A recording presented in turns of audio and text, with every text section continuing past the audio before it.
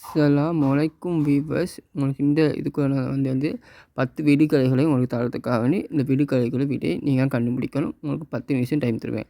சிவப்பு முட்டைக்குள் வெள்ளைக்கரு அது என்ன? உங்களுக்கு 10 நிமிஷம் டைம் தரேன், நீங்கள் கண்டுபிடிங்க. அடுத்ததாக உங்களுக்கு இரண்டாவதாக நான் கேட்க போகிற விடுகதை வந்து இரவில் திரியும் பறவை எது? உங்களுக்கு இதுக்கும் 10 நிமிஷம் டைம் தரேன், நீங்கள் அதையும் சொல்லுங்கள். இல்லாட்டி எல்லாரும் சேர்த்து மொத்தமாக நீங்கள் கடைசி டைமில் சொன்னாலும் பரவாயில்ல. அடுத்ததாக நான் உங்கள்கிட்ட மூணாவதாக கேட்க போகிற விடுகதை வந்து திருக்கோவிலின் ஆண்டி சிவன் மரணித்த ஆண்டு எது?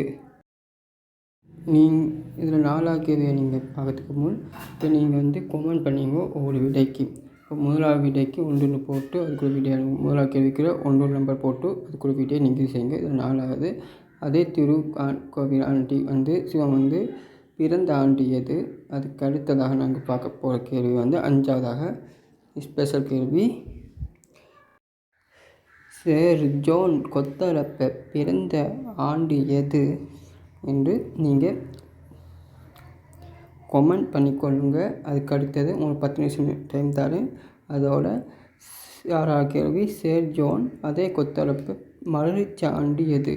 உங்களுக்கு 10 நிமிஷம் டைம் தரேன், நீங்கள் அதுக்குள்ளே விடையை ஆன்சர் பண்ணுங்கள். இப்போ உங்களுக்கு ஒவ்வொரு கேள்விக்கு பின்னுக்கும் 10 நிமிஷம் நான் டைம் தருவேன்னா, கருப்பு முட்டைக்குள் சிவப்பாக இருக்கும் அது என்ன அப்படின்னு சொல்லிட்டு உங்களுக்கு 7வது கேள்வி ஆகிய செய்து உங்களுக்கு நான் 10 நிமிஷம் டைம் தரேன். நீங்கள் இதுக்குள்ளே பார்த்து நீங்கள் என்னென்று விடையை ஆன்சர் பண்ணிடுங்கோ.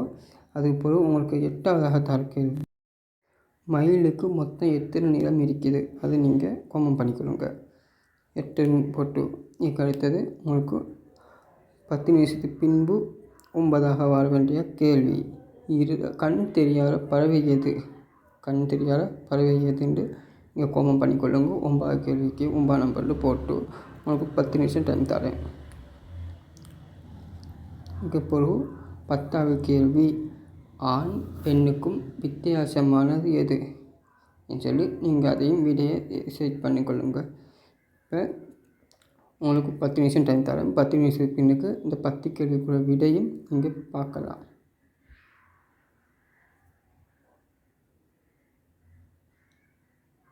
நீங்கள் இப்போ விடையை பார்த்து போட்டு வந்துட்டீங்க தானே? இப்போ நான் உங்கள் ஃபர்ஸ்ட் லோ. அஸ்ஸலாமு அலைக்கும் வரஹ்மத்துல்லாஹி வபரகாத்துஹு.